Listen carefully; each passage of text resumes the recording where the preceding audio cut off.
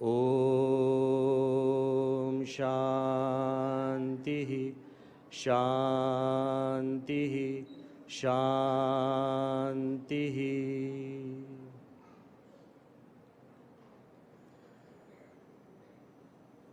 In the divine presence of Bhagavan Swami Narayan,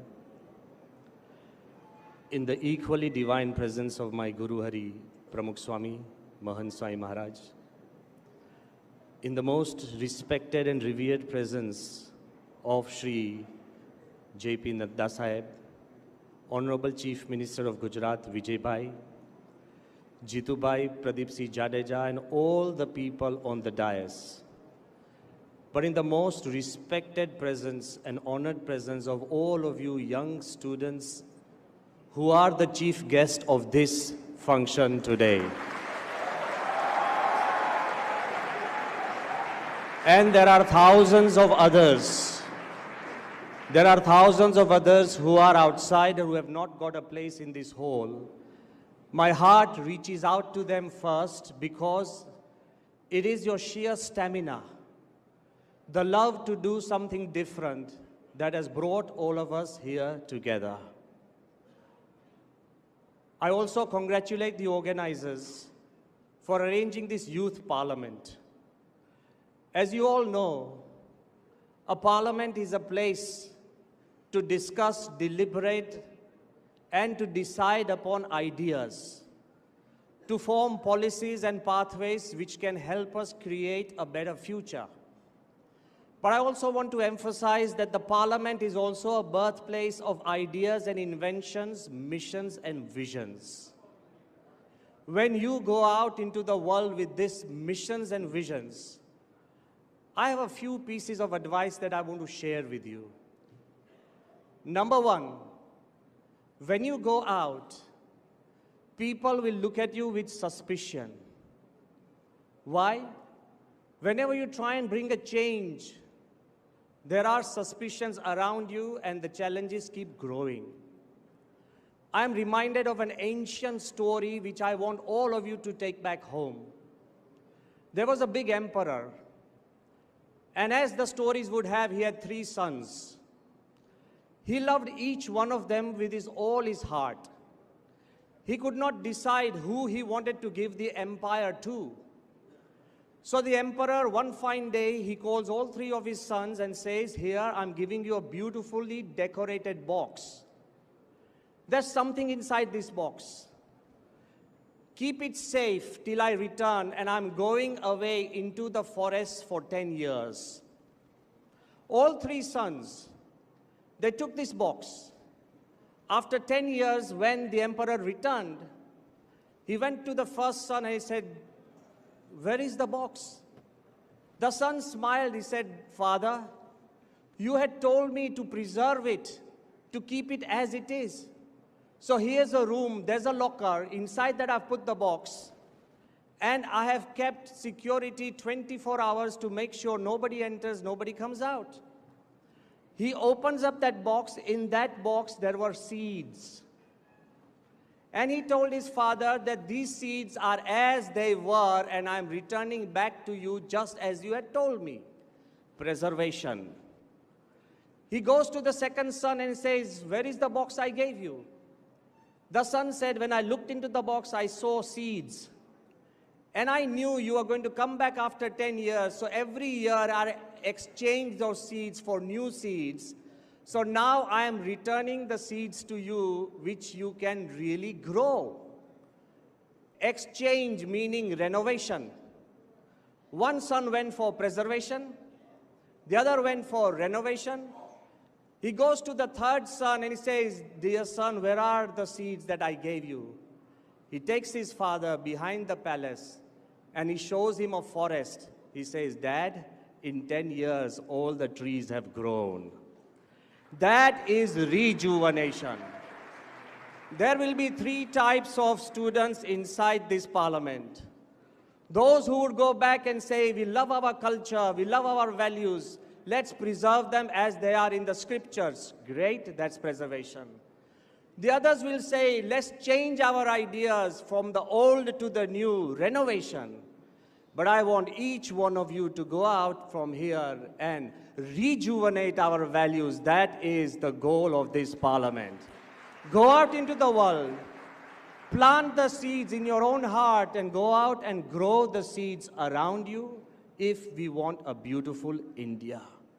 But as you are young, the biggest challenge that you will face even after this parliament is people will tell you you are too young, and some people will tell you you are too inexperienced.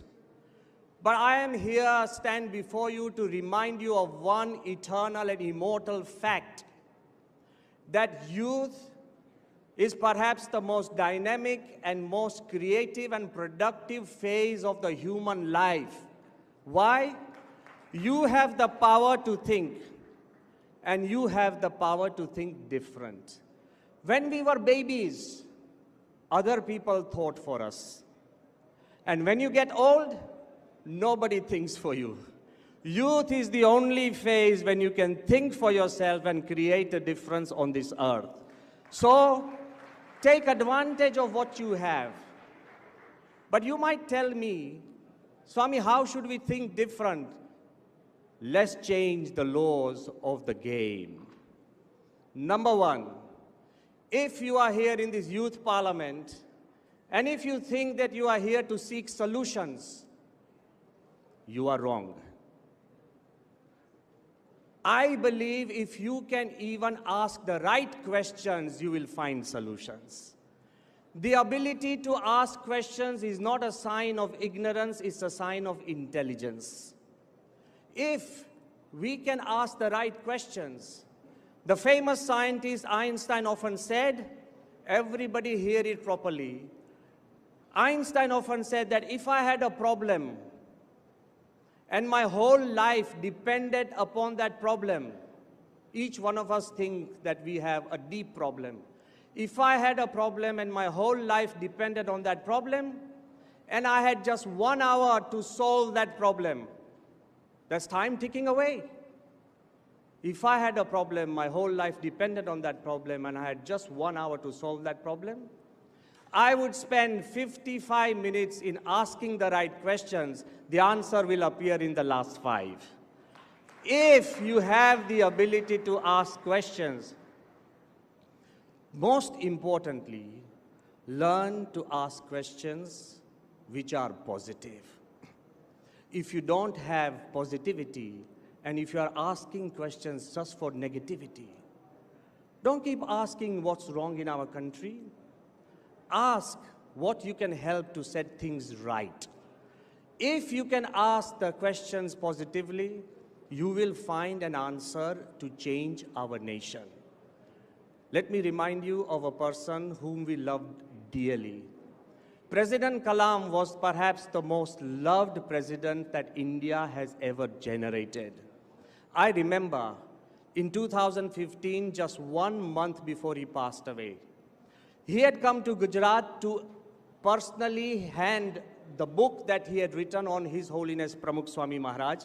The title of the book was Transcendence. It was 20th June 2015. He arrived in the annexee, the circuit house, at about 12:30 at night. Tired, obviously, because he passed away in a month's time. He was not well. At 12:30 at night, he had not even eaten. While he was going to his dinner table, 12:30, 12:30 vage, while he was going, a little girl broke through the cordon. A little girl broke through the cordon. She rushed to Kalam, and you know the question she asked? She said, Dr. Kalam, how can I become the best scientist in the world? Is this the time to ask at 12:30 at night? Even her own father or mother would have said, Beta, go to sleep. Tomorrow I'll answer. Look at Kalam. He was different. He bent down. He called the girl closer, and he asked, what did you just do now? She said, I asked a question. Kalam said, then keep asking, keep asking, keep asking till you find the right answer. You will become the best scientist in the world. It is not about asking a question once, the youth should have the stamina to behold the question all their life.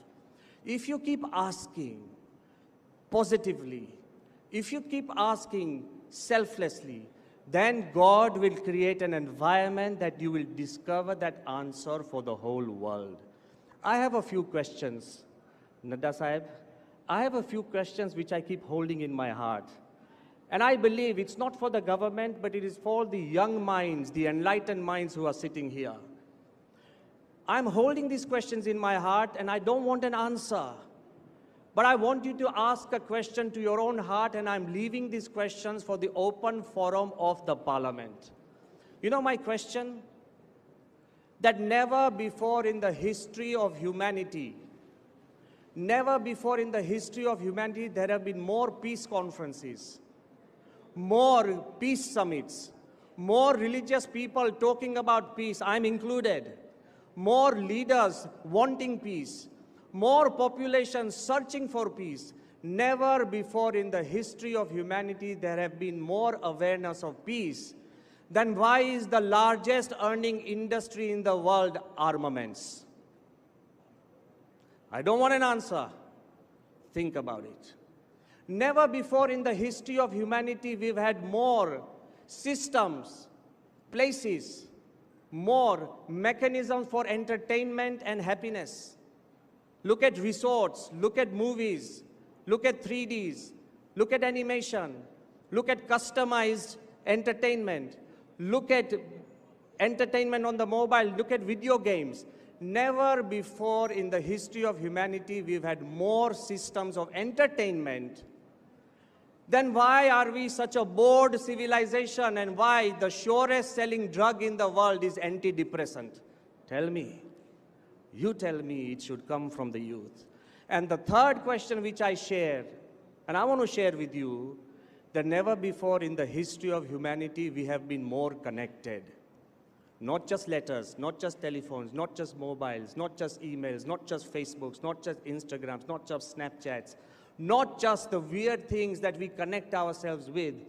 Then why are we feeling so lonely when we don't see a blue tick?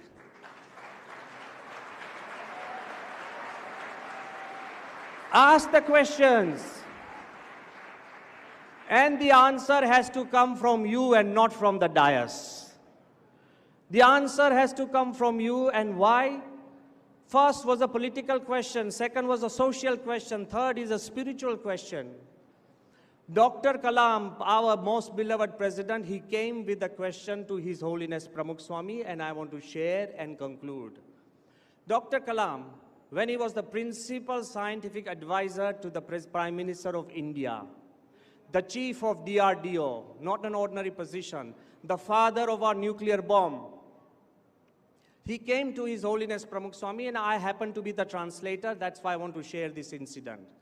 He laid out a plan, and he told Pramukh Swami that, Swamiji, me and 500 great thinkers of India from all fields, whether it's finance, whether it's economics, whether it's engineering, whether it's management, all fields and CEOs, selected 500 have sat down for 1 year trying to figure out how should India develop for 2020. And he said, we have identified 5 areas. 1, health and education. File it in your mind, health and education. The second, agriculture. The third, information technology and communication. The fourth, infrastructure. We need to create buildings, we need to create roads, we need to create bridges, we need to create electricity, infrastructure. And the fifth, he said, critical technology, like genetic engineering, nuclear engineering, stem cells. So he said, these are the 5 areas. If Indians and India develops, we would become the most powerful country in the world. When all this was explained, by the way, Pramukh Swami did not understand a word of English, and Kalam did not understand a word of Gujarati. Okay? So as they explained and I translated, is Dr. Kalam sitting? Very gently, Pramukh Swami told me in Gujarati, ke saheb ne ko kain khute che. I was shocked. How do you tell Kalam that something is missing? And especially when somebody has said, we've thought about it for a year, 500 thinkers. Pramukh Swami very gently said, ke saheb ne ko kain khute che. Kalam asked me, what is he saying? I said, he's saying something is missing. And then Kalam asked, what is it missing, Swami? Swami said, add a sixth value, faith in God. Without faith, nothing is possible. That's why I appreciate everybody on the stage. At the root cause is not just Ayodhya Mandir, it is your sheer faith in God and our country. Faith in God and our country gives you that power to evolve. That's when Kalam understood that a country cannot be measured. It cannot be measured by roads, infrastructures, buildings, and technology. A country is measured by the caliber and character of the people it produces. That's where India has an advantage. We have an advantage because we have a past. And we have an advantage because our roots tell us we should ask questions. The great Upanishads, the great Vedas, when a Shishya sat next to a teacher, they did not just hold hands and look at their faces. They asked questions from their heart, and the Guru answered completely from his heart. I want to emphasize, we belong to a land and a culture. When a little youth, Nachiketa, he also questioned his father. He questioned life. And at the end, he met face-to-face death, and he questioned death, and he became immortal. You should have the strength to question positively, and you will become immortal. It's important that we talk about youth. The last question I want to leave you with, everybody in this place, and I think it's a very personal dilemma that I am facing as well.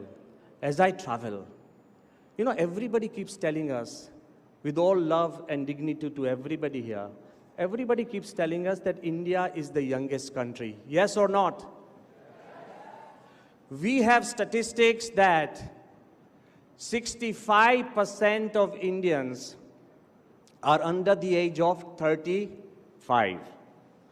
We also have the statistics that 50% of Indians are under the age of 25.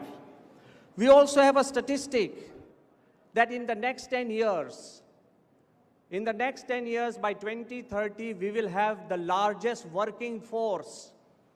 And we also have the statistics by 2050, India will become the largest economy of the world, $85 trillion. It has been tipped. We have these statistics that we are young and powerful and growing. But my question is different. When I go outside into this world, everybody should listen with their heart. When I go outside into this world and I ask any youth, where do you want to study, in India or abroad? Majority say abroad. When I ask them, where do you want to settle, India or abroad? Majority say abroad. What is good having the youngest population of the world who does not want to study here and who does not want to live here? We need to redevelop that faith in our own country and our system, and I beseech all of you to create opportunities and options for our young minds. That's important. So the most important part, more than our GDP and GNP, is our spotless and selfless love for our country and our faith in our country. Kalam often told me that we have more than 1 billion Indians, but I'm searching for Indians who are proud to be Indians. And let me take you why religion is important. When Vivekananda Swami was asked by a girl and a woman that, Swamiji, I love you, I want to be with you. She kept writing letters to Vivekananda Swami that I love you. Vivekananda Swami wrote once back to her saying, love India and then you will be able to love me. I want you to go a step further. Just love India and in that you have already loved me. There is nothing beyond our nation, and if we understand that, the message you should carry back, only those who love India can lead India. Only those who love India can lead India.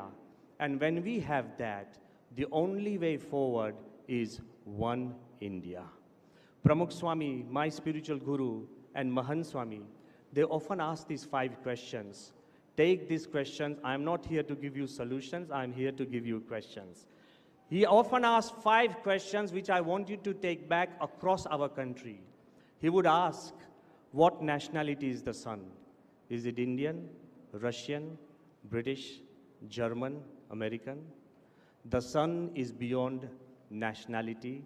Those who want to feel the sunshine, the sun is there. What religion is water? Is it Christian, Muslim, Hindu, Buddhist? Religion is beyond all the differences. Water is there for those who are thirsty. It's universal.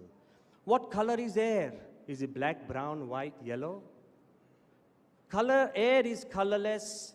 It is there for those who want to breathe. What caste is earth? Higher, lower, middle?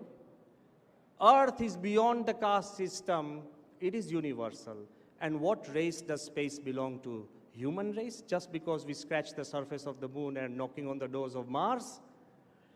Space is there for everyone who wants to explore. Remember, the 5 elements, earth, water, light, air, and space, are universal, owned by nobody and enjoyed by everybody.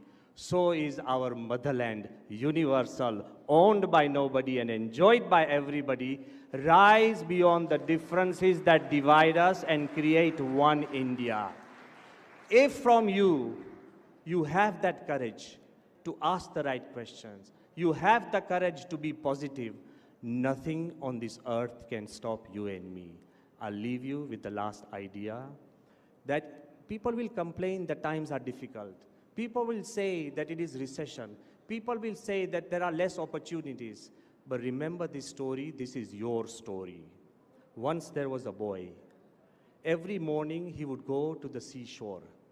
And he would contemplate that once when I grow up, I will sail in a boat, go to the middle of the ocean, and tell the world that I have conquered the ocean. I want to shout and tell the world that I have conquered the ocean. Once, when nobody was there, this little boy gets into a small boat. As he is sailing into the sea, now remember, the waves on the seashore are small. The waves in the sea are huge.